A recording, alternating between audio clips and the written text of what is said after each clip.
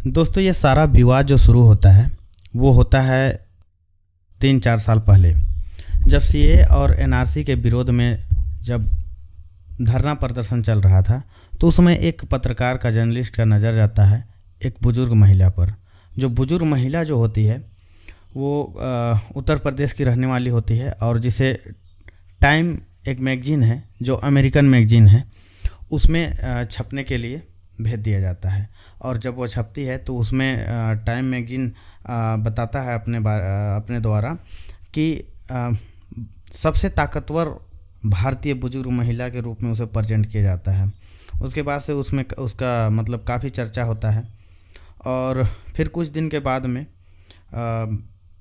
किसान आंदोलन में एक और महिला का फ़ोटो छप जाता है, और वो महिला होती है भटिंडा की रहने वाली होती है, और उनका नाम होता है महेंद्र कौर। तो ये दोनों को कनेक्शन करके एक ट्वीट किया जाता है, और वो ट्वीट किया जाता है कंगना रनौत के द्वारा। कंगना रनौत ट्वीट करती है और लिखती है अपना मैगज़ीन में, वो मैं आगे बताऊंगा क्या लिखती है, लेकिन मैं इन दोनों के बारे में बताता हूँ कि जिनका नाम बिल्किस बानो होता है, जिनका सबसे ताकतवर भारतीय बुजुर्ग महिला के रूप में जिसे प्रेजेंट किया जाता है टाइम मैगज़ीन के द्वारा, जिनका नाम बिल्किस बानो होता है, और दूसरा महिला होता है महेंद्र कौर। दोनों का आपस में मैच करके ट्वीट किया जाता है। और ट्वीट में अगर शॉर्ट में मैं कहूँ तो उनमें लिखा जाता है कि 100 रुपया में अवेलेबल रहती है, 100 रुपया में आती है और धरना प्रदर्शन करती है। तो इस बात को लेकर 3-4 साल बीत जाने के बाद भी ये दोनों का नाम फिर से चर्चा में आ जाता है। और चर्चा में आने का कारण ये है कि जब कंगना रनौत 7 जून को जब नरेंद्र मोदी जी अपना जो संसदीय दल का, एनडीए दल का संबोधन के लिए सबको बुलाया जाता है, तो उनमें शामिल होने के लिए कंगना रनौत को भी आना होता है, जो मंडी से चुनाव जीतकर आती है और चंडीगढ़ एयरपोर्ट में अपना चेकिंग करा रही होती है। तो उस वक्त एक महिला जो होती है कुलविंदर कौर नाम की होती है, जो एक ज़ोरदार तमाचा मारती है, और तमाचा का गूंज जो होता है वो थप्पड़ जो है पूरा भारत में मतलब सुनाई देता है। तो दरअसल इस घटना में होता क्या है वो मैं बताता हूँ। दरअसल वो फ़ोटो और महिला का फ़ोटो, बिल्किस बानो और महिला का फ़ोटो को ये करके ट्वीट करते हैं कंगना रनौत जी, और लिखती है कि ये वही महिला है जो सीए और एनआरसी में थी और 100 रुपया में आती है।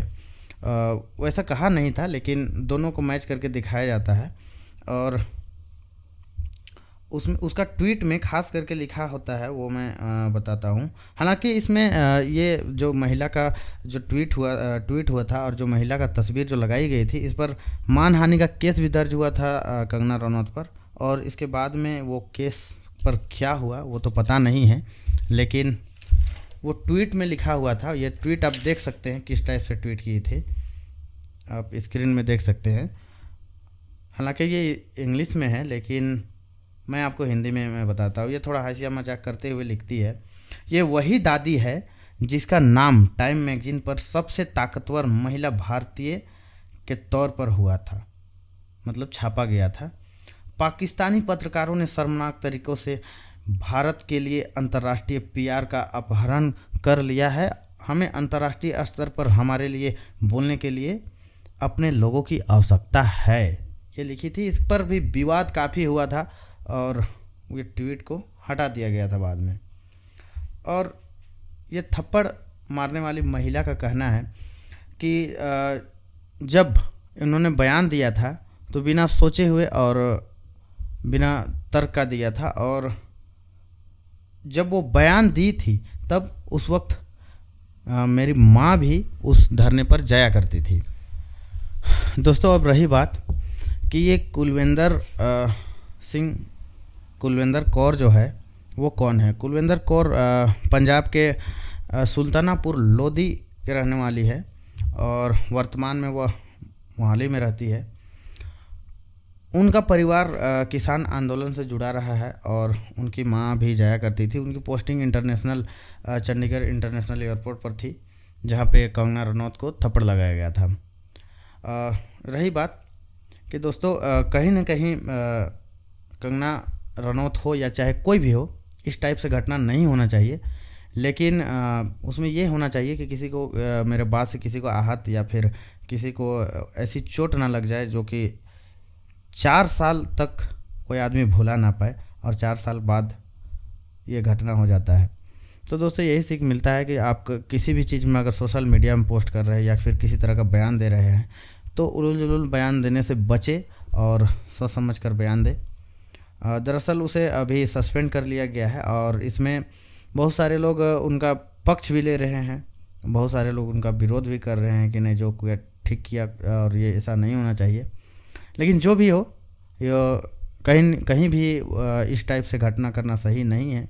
लेकिन किसी को अगर आहत पहुंचाते हैं तो वो भी ठीक बात नहीं है, अच्छी बात नहीं है। यह सच्ची घटना को बताने का मतलब किसी को तकलीफ पहुंचाना नहीं, बल्कि सतर्क रहना है। आप लोग सतर्क रहिए और ऐसे घटनाएं से आप बचने का प्रयास करें और सीख लें। चलिए, धन्यवाद।